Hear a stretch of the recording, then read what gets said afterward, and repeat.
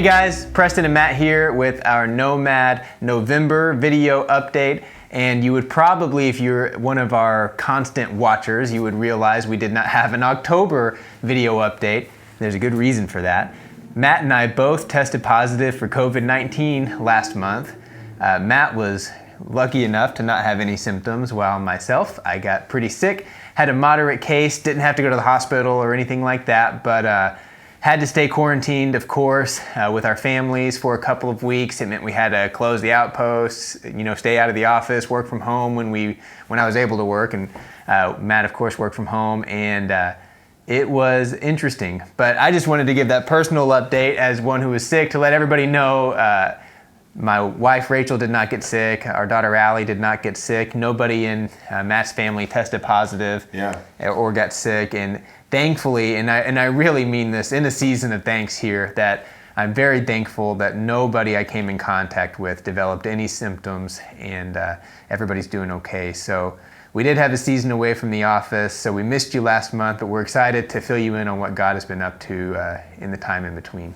Yeah, so last time we talked, we were kind of updating you on some things that were coming up. And like you said, towards the end of October, we kind of got sidelined a little bit leading into actually the beginning of November is when I think we really came back. And so, just to kind of catch you up on that, we've been able to witness so many things that God is just doing around us in the lives of the people that we minister to and in the churches that we partner with and the individuals that come and pour their lives into these communities. And it's been so cool. We were able to reflect with some friends and mission partners today just in what some of those things are. And we want to share some of those things. We time and time again have been able to share some stories, and we've been able to connect with some people in some really cool ways.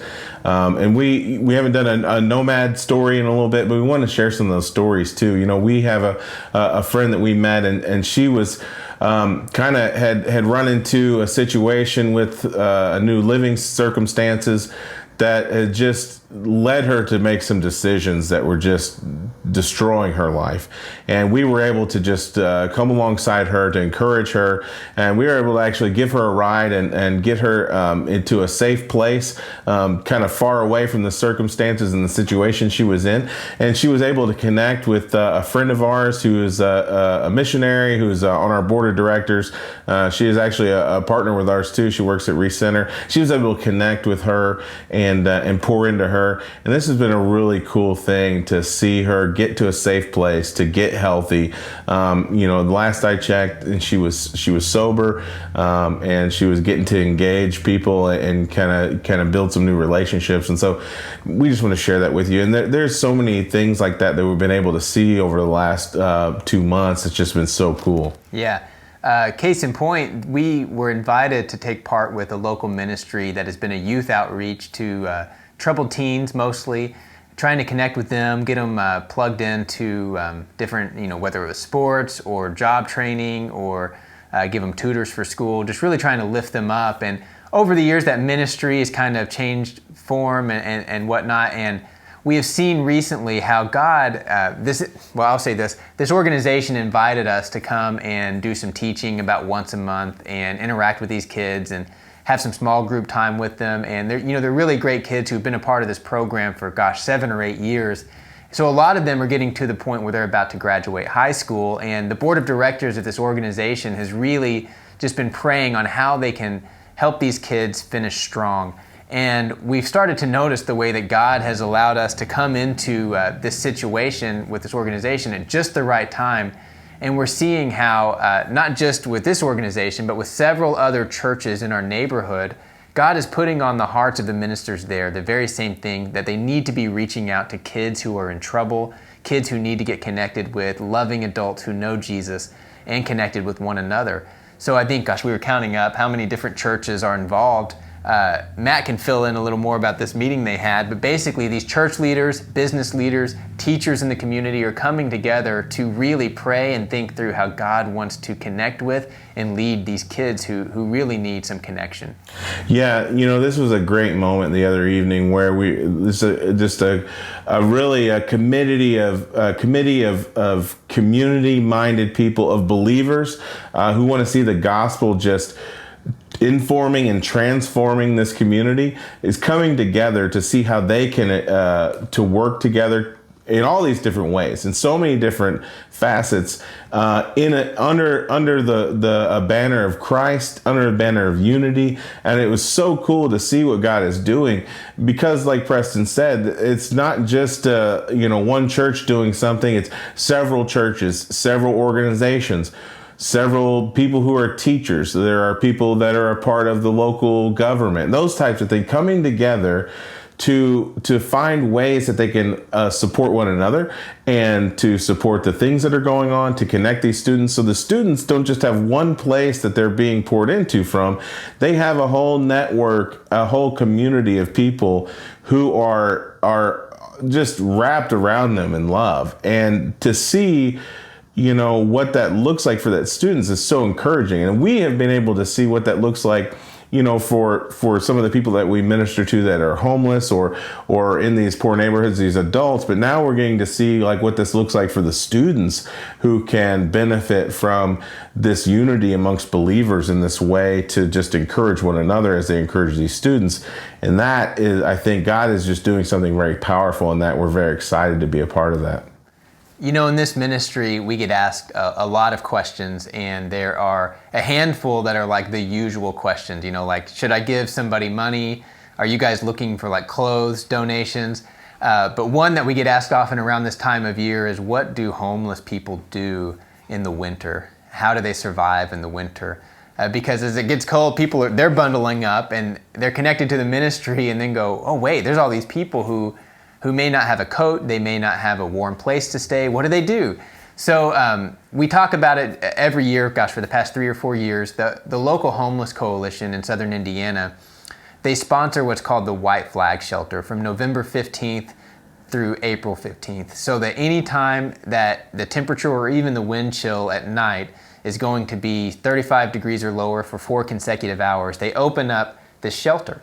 And what it is a free shelter for anyone who wants to get out of the elements to come in when it's cold and just have a warm place to stay. I think it's open from like 7 p.m. till 7 a.m., right? And they're always looking for volunteers. And this year they're actually offering some staff opportunities, because they'd love to have a consistent presence there, somebody who's guaranteed to be there, so that if they don't have volunteers sign up, at least there'll be a staff member guaranteed to be there. They're actually having trouble filling even that spot. And we just wanted to take a moment and let you know that those opportunities are available if you really want to get connected to some of the poorest of the poor in our community. The Homeless Coalition's White Flag Shelter is a great opportunity to do that. And they really, expressed a desire to see people of faith like be on the front lines for this, because they know the reason behind it is a pure motive. Another part to it is that what they've expressed to us, the leadership of that is, that, like, to Preston's point, the opportunities for like some staff position stuff is what they've expressed to us is a great opportunity for maybe a college student who could spend some time there. And, in the overnight hours, there's some downtime to be able to work on homework and to write and those types of things. So there's all kinds of interesting ways that people can get involved in that way. But also think about if you're in a small group or a community group or a life group, any of those things, that's a way that you can, come together and serve during these winter months, to serve, especially, the holiday season type things. There are a lot of people that's on their mind, but taking an opportunity to cross that threshold to pour into some people and be there for them in their time of need, and have an outlet to do that is safe and set up for that. So same idea during the day. Often it gets cold, and we've really been blessed with a great intern, Gabriel, who has been able to be here at the Outpost basically 4 mornings every week, well, really 4 days, sometimes it stretches into the afternoon, just to have the doors open to the Outpost, to invite in those looking for some shelter during the day. We have coffee, there's set up like a living room, there are couches, a place to rest, a place to connect, and even a place to, if we're available, to connect some of these folks to resources they might need, whether it's some paperwork they need to get done, taxes they need to get filed, anything across the board. It's a place of connection. And we're excited to say that because Gabe is here, now we can be open more. And that's another volunteer opportunity. If God is putting it on your heart to come and interact with folks who are in need of just a loving relationship, we would love to hear from you and love to have you to come down and to serve here. Yeah, that's something that we're moving to very quickly. In the near future, we want to see the Outpost at least have a foundational opening from like Monday through Friday at least, and to have some support staff here for to work with Gabe, to be able to love and serve the people that are coming in and out of the Outpost. Some of the people that have been able to do that, we have a few people that are dear friends of ours that have been coming and volunteering and being here to love the people. And we have a few more that have reached out that are going to be invested in that. To bring this full circle too to another topic, some people that have been here present and being able to pour into the community, and these guys and girls that are coming and being served here at the Outpost, is our friend Tyler and his friends that he does the coffee roasting with. And that's been a really cool thing to see their group be here and be present, and also taking the time that when we have friends and neighbors and those who are out in the street come by, and maybe we're not here but they're here in the later evening, to reach out to them, to offer them coffee, to offer them a warm space, and to just hang out with them too. They've been able to do that several times, and that's really cool. So that's like a deeper way that our partnership with them that we've explained with you before about how they're roasting that coffee, and we're able to partner with them, Talk Coffee Roasters. That's another way that they are just in real time pouring into the community that's down here, and that is strengthening our relationship. It's strengthening our relationship with the community, and we just continue to just be blessed by them for sure. Something else is they continue to just take off with their coffee roasting and getting their website up, and we'll share that with you guys too. They have a heart to be community minded and to share the gospel and to be connecting people and building new community. And one of the ways that they're doing that too is like they have been able to provide a Nomad blend of their coffee for us to be able to support the sustainability of the Outpost, and we'll share with a little bit more about that with you guys. But that's like an exciting thing that we're able to partner with them, and those guys be available for purchase in the next couple of weeks. Yeah. We'll be at as of today taping this, like we plan on being at Northside for their Marketplace on Mission, and we'll have some of that coffee with us there too, so you can come and talk to us at the Marketplace on Mission at Northside on December the 4th, Friday evening. There's an event there that night, and we'll have a booth there. We'll have some coffee and some other things that you can purchase to support the ministry, and also most importantly, just be able to pray with us and learn about what the ministry does and stuff. And we look forward to doing that. So we'll have some coffee there for sure, and then that'll be on their website soon.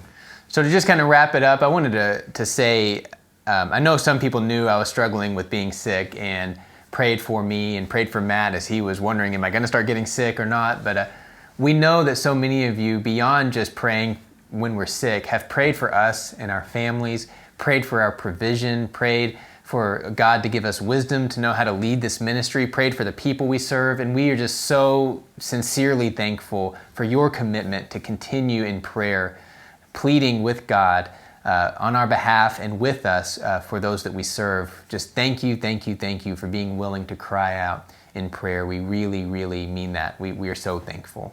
And we continue to pray for you in that same aspect. And again, like Preston said, we are always asking you to be praying for those that we get to love and minister to out here. And so many things that we're watching God do like around us, and the environment we're all operating in right now is very fluid and stuff. So we may have missed some things that are coming up, but we'll try to keep you informed about that. But we just wanted to touch base with you, let you know how everything's going, and just tell you we are so blessed by you, and we want to be an encouragement to you guys too. We love you guys a ton. We hope to see you soon.